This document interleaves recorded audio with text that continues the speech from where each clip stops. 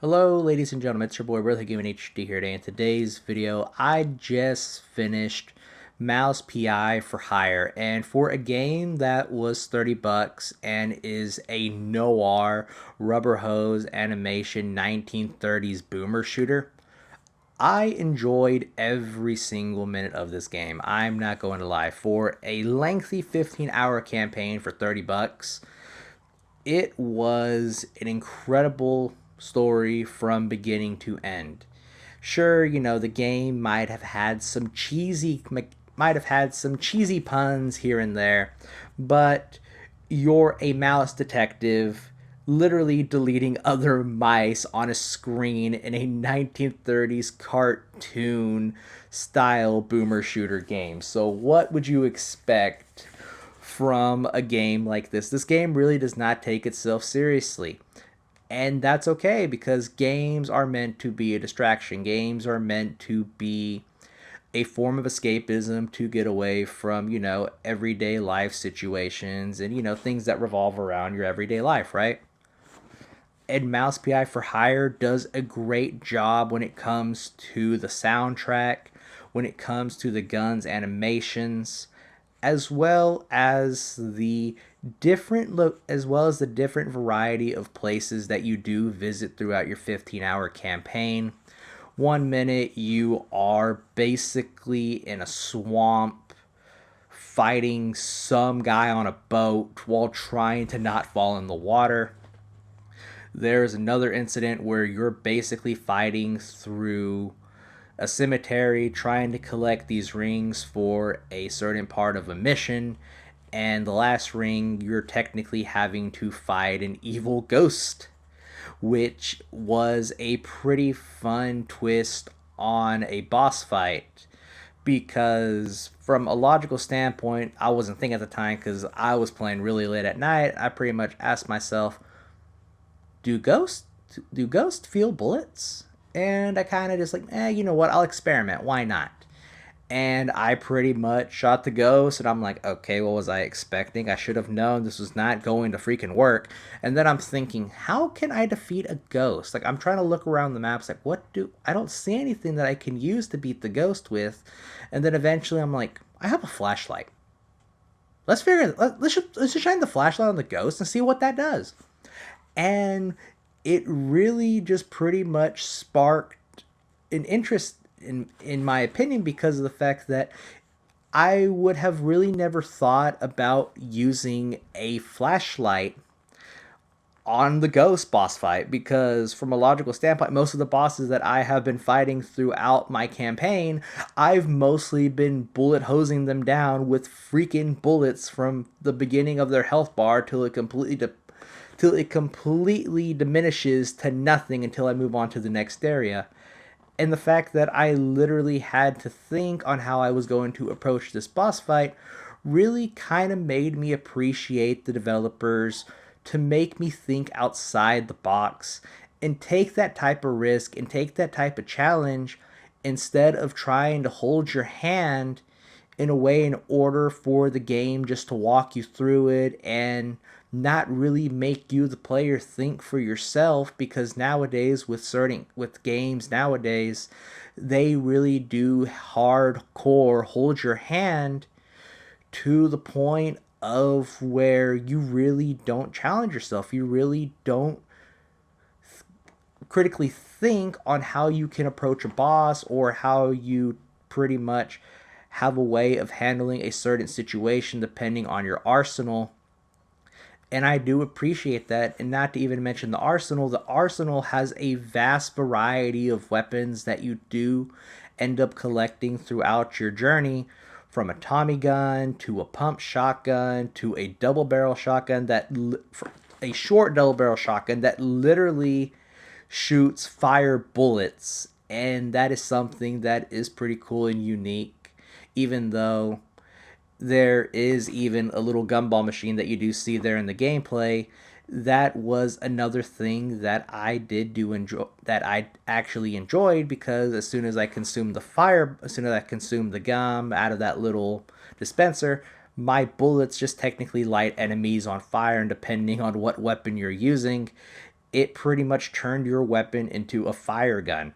Like for instance, I there was a acid gun that you could use, so it kind of combined both of the effects of the acid at the same time. It also combined the fire, so it kind of felt like it did a little bit more damage compared to what it normally did, even though it is just a temporary buff.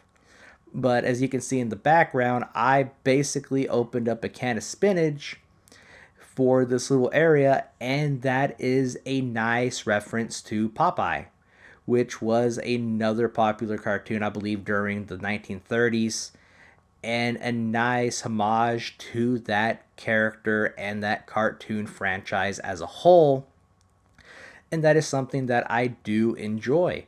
There's even another one where you basically have a finger gun, and I'm like, this is pretty cool. I'm not going to like, I basically have a finger gun. I'm just basically shooting the mice down like they're nothing, and I'm like, I like this. I like these small little attention to details because of the fact that this game is trying to be fun. This game is just trying to be a distraction from reality and a way to just escape into the digital world.